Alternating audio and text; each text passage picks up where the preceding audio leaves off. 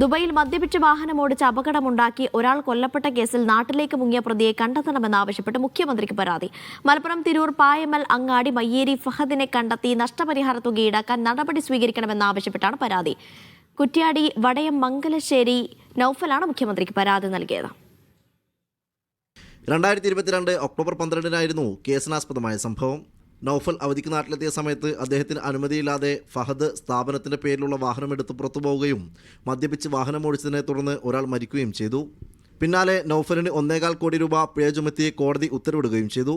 അപകടത്തിനു ശേഷം നാട്ടിലേക്ക് കടന്ന ഫഹദിൽ നിന്നും ഈ തുക ഈടാക്കണമെന്നാവശ്യപ്പെട്ടാണ് മുഖ്യമന്ത്രിക്ക് പരാതി നൽകിയത്.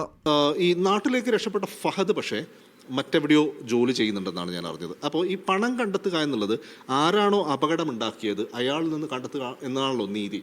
അപ്പോൾ ഞാൻ അതിനുള്ള ശ്രമങ്ങളുടെ ഭാഗമായിട്ട് മുഖ്യമന്ത്രിക്ക് ഒരു പരാതി കൊടുത്തു.